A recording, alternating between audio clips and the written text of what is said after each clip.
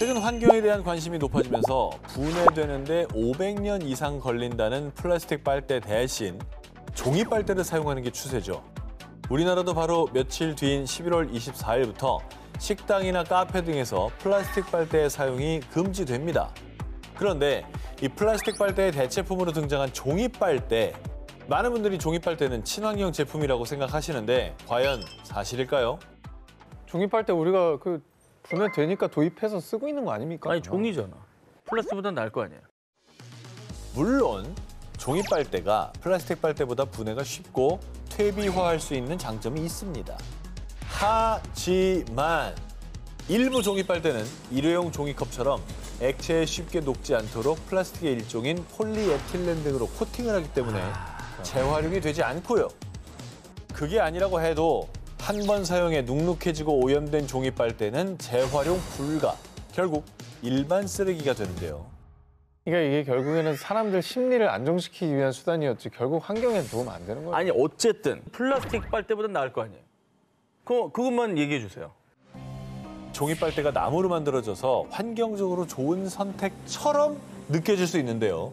하지만 미국 환경보호국에 따르면 플라스틱 빨대의 원료인 폴리프로필렌을 생산할 때는 약 907kg당 1.55톤의 이산화탄소를 배출한다고 합니다. 아이고.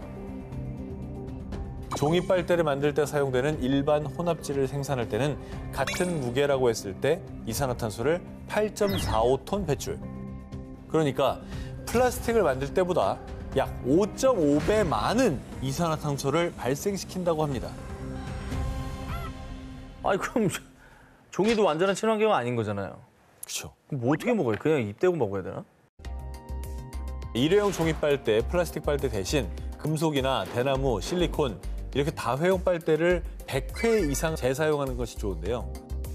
하지만 친환경 빨대의 본질이 플라스틱 줄이기인 만큼 일상생활 자체에서 플라스틱 제품을 줄이고 음료를 마실 때도 빨대 사용을 자제하는 것을 추천드립니다.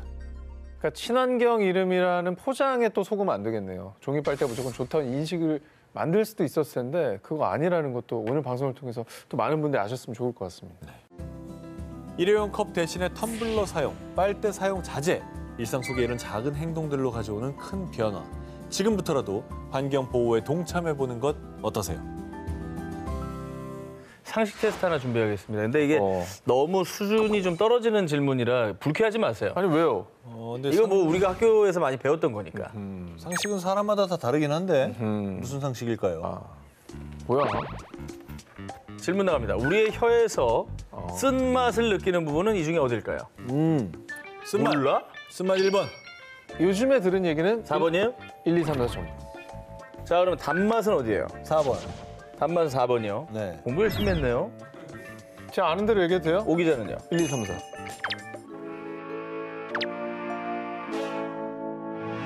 뭐야, 그 다 똑같다는 얘기예요? 여러분들 중에 정답자가 있고 틀린 사람이 있습니다. 거봐. 그래요? 바로 틀렸습니다. 아니, 공부 열심히 했다고 칭찬 경하더니 뭘 틀렸어? 자, 학창시절에 분명 우리는 혀 끝은 단맛, 양옆은 짠맛과 신맛, 안쪽은 쓴맛, 혀 부위별로 맛을 다르게 느낀다라고 배웠습니다만 여러분 이상하지 않습니까? 시험에 나온다고 해서 일단 외웠지만은 혀 끝에서 쓴맛도 느껴지는 것 같은데 이거 맞아? 솔직히 이런 생각 들지 않으셨나요? 결론적으로 요즘 교과서엔 혀의 맛지도가 없습니다. 이 옛날 사람아. 아, 그러네, 생각해보니까. 네. 왜냐면 애초에 우리가 잘못 배웠기 때문이에요. 허허.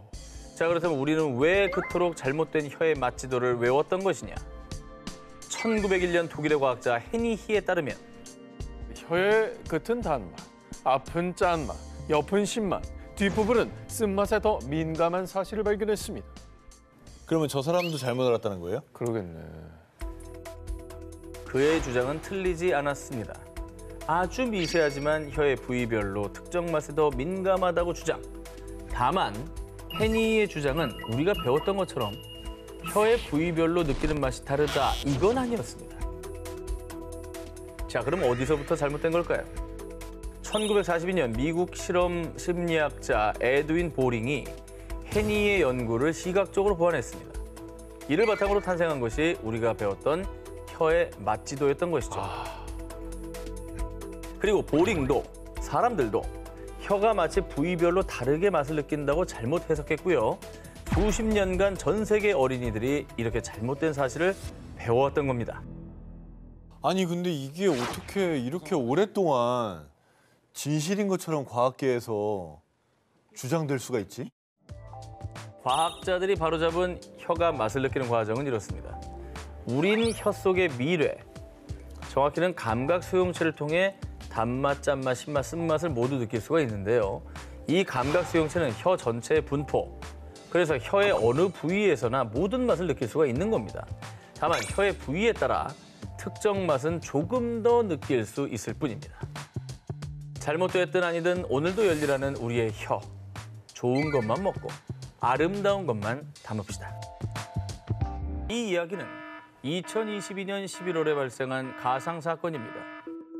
프리한 식구 녹화 전 컵라면을 먹고 싶었던 오모 씨. 전기포트에 물을 끓인 뒤 컵라면에 붓고 있었는데요. 그런데 아 뜨거. 아우 나 데웠어. 화상 입은 것 같아. 뜨거운 물에 손을 대어 심각한 화상을 입고만 오모 씨. 한시라도 빨리 응급조치를 취해야 하는 긴박한 상황. 하지만 화상 직후 잘못된 대처 방법으로 오히려 화상을 악화시키는 경우도 많죠. 자, 그렇다면 다음 중 오모 씨가 취해야 할 가장 적절한 응급처치 방법은 무엇일까요? 이야 이거 궁금하다. 1번, 소주를 붓는다. 2번, 알로에를 바른다. 3번, 얼음 찜질을 한다. 4번, 된장을 바른다.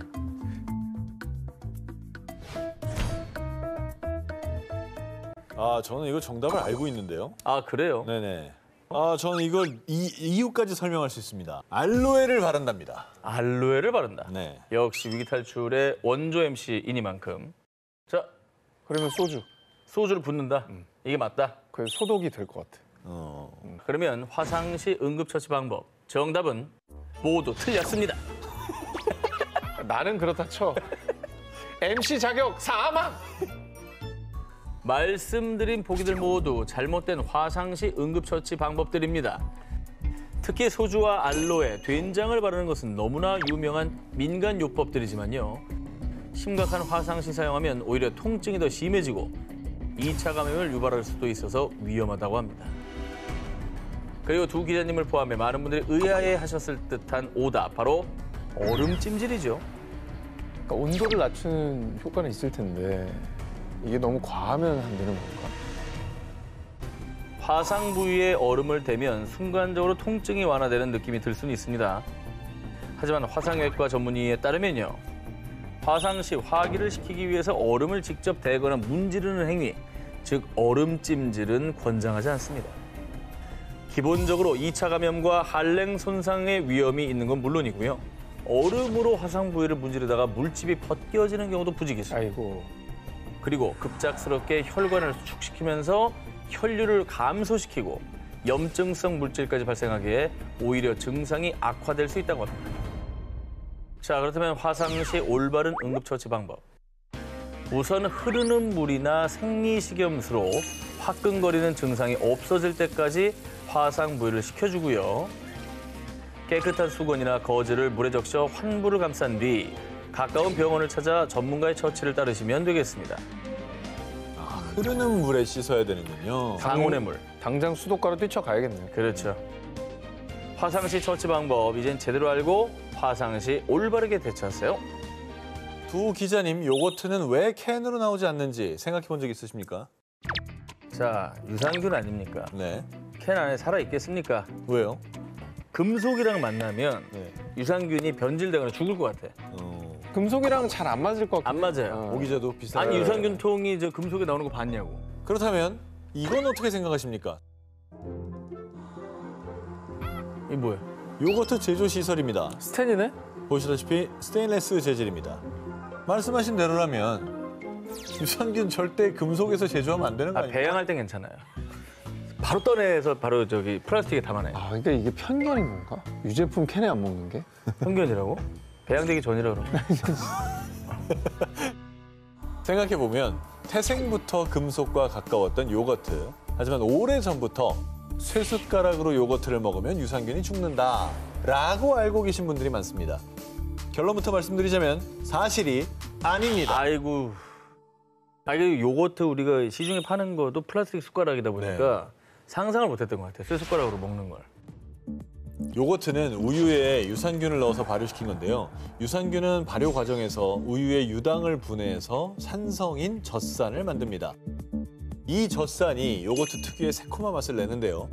젖산의 산성 때문에 금속 숟가락과 만나면 산화 반응을 일으키고 유산균이 사멸된다는 말이 돌았던 겁니다. 너무 똑똑했던 거네. 하지만 요거트의 산성은 굉장히 약하기 때문에 쇠숟가락으로 요거트를 먹는 그 짧은 시간 동안 산화 반응이 일어나서 유산균이 사멸할 가능성은 아주 희박하다고 합니다. 그러면 쇠숟가락으로 막 퍼먹어야겠네. 그 플라스틱은 환경에도 안 좋지 않습니까? 오. 우리는 닦아 쓸 수 있는 쇠숟가락 써도 되겠네. 그래. 그러면 뭐 쇠랑 만나면 뭐 사멸하고 이거는 가능성조차 없었던 터무니없는 얘기였던 건가요? 일반 철 같은 산화하기 쉬운 금속에 요거트가 오랜 시간 접촉한다면 유산균이 파괴될 수도 있습니다.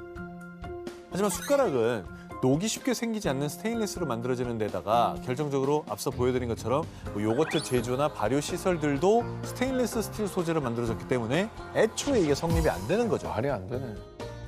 그러니까 뭐 영양소 파괴 걱정 이런 거 하지 마시고 쇠숟가락으로 편하게 드셔도 됩니다. 다만 코팅이 벗겨진 금속 용기에 덜어서 장시간 보관할 경우에는 산화 반응이 일어날 수 있어서 주의하셔야겠습니다. 그러니까 애초에 제조 시설이면 저게 다 파괴됐다는 얘기 아니야. 그러네. 그럼 말이 안 되죠. 예. 근거 없이 떠들었던 잘못된 상식. 이제는 일회용 플라스틱 숟가락 대신 쇠숟가락으로 안심하고 요거트 드시기 바랍니다. 늦은 밤 출출해서 야식을 먹으려고 하는 상황.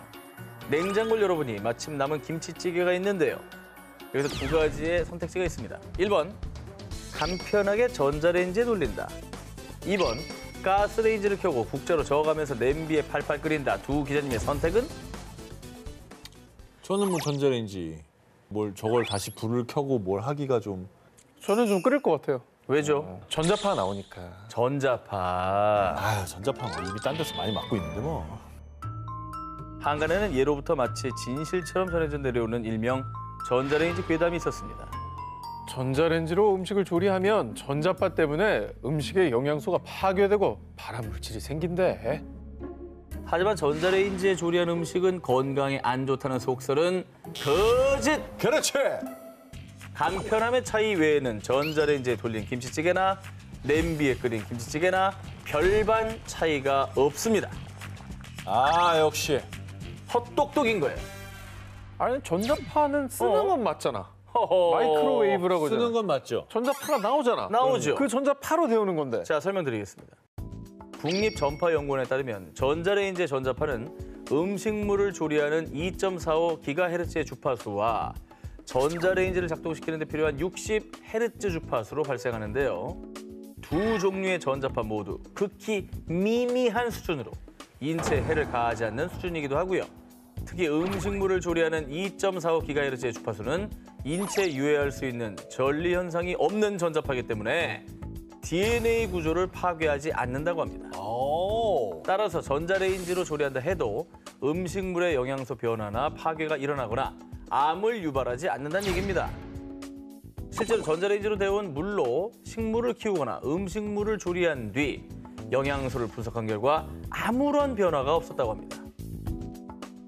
음식물 돌릴 때 뭐 찜찜함 없이 그냥 간편하게 돌려 드시면 돌려도 됩니다. 자, 다만 여기서 가장 중요한 포인트가 있습니다.